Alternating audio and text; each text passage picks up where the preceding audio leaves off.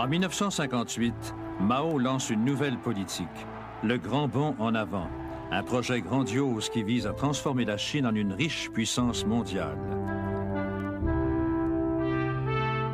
Les terres sont confisquées par l'État. La famille va disparaître.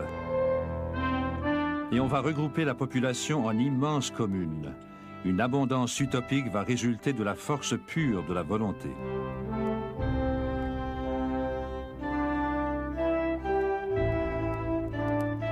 La méthode de Mao est une version plus extrême de la collectivisation brutale orchestrée par Staline dans les années 30. Le grand bond en avant était en quelque sorte téméraire. Mao voulait transformer le visage de la Chine le plus vite possible. Le slogan était « Travailler dur pendant 3 ans, changer le visage de la Chine, rattraper la Grande-Bretagne, rattraper les États-Unis ».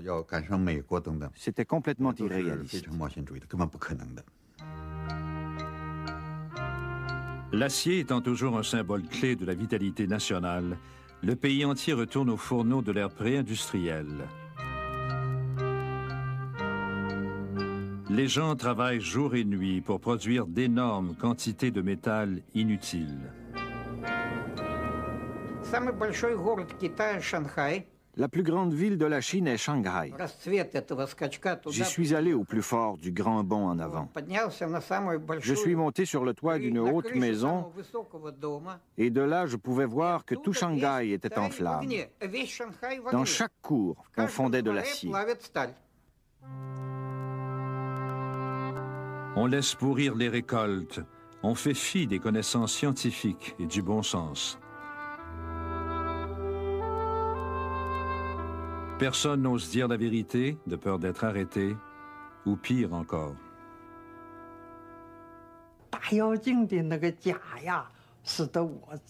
Les mensonges du grand bond en avant étaient absolument incroyables.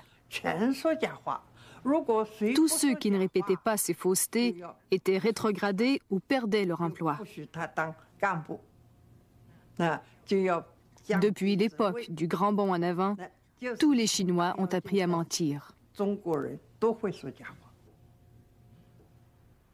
Les paysans sont dépouillés de leur approvisionnement en nourriture pour compenser les pseudo-quotas. C'est l'un des pires désastres produits par l'homme dans l'histoire de l'humanité.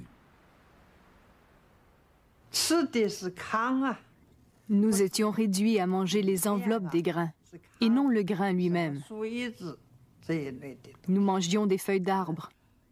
Nous avons tous contracté l'hépatite. De nombreux paysans sont morts de faim. Personne ne sait exactement combien.